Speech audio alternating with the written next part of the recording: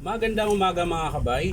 So, ito na po yung pangatlo ko na estimate mga kabay. Ayan, 39085.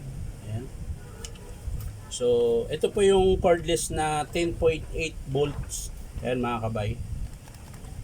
Bali, ano to mga kabay? May drill. Wala lang siyang hammer. Ayan. Ayon dito sa nakalagay na papel galing ng may-ari, ayan, nakalagay dito mga kabay, quick rotation, number 2 fast battery drain, number 3 slow battery charging. Ayan. So dito mga kabay, titingnan natin, testing natin yung unit niya.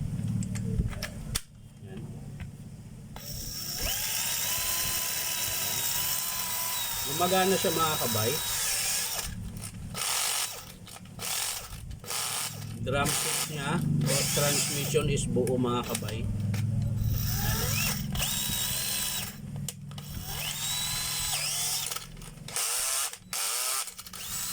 So ayan mga kabay. Bali ang problema lang niya talaga yung andar.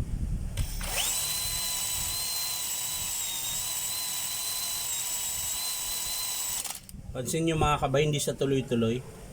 Lumalakas siya, humihina, lumalakas, humihina. Ganun po yung andar niya. So magpapalit tayo dito mga kabay. Ito hindi ko nabubuksan. Hindi ko nabubuksan siya. Yung motor niya, papalitan na rin natin. Ayan. Kita ko na po dito, maiksi na po yung carbon. Tapos yung switch niya mga kabay, hindi siya continuous. Ayan. Ayan. Humihina siya, bumibili. Yan, humihina, bumibili. Yan.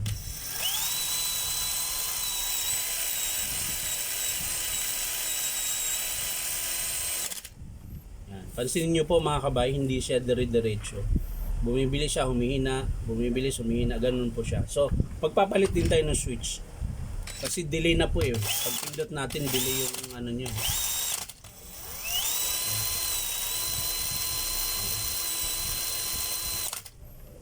So yan lang po papalitan natin mga kabay. Yung battery charger naman na sinabi dito, siya na kung bahalang bumili niyan kasi nakahiwalay naman po yan. So ang i-estimate ko lang dito mga kabay yung switch, tapos yung motor niya. Ayan. So yan lang po mga kabay. Maraming salamat sa panonood.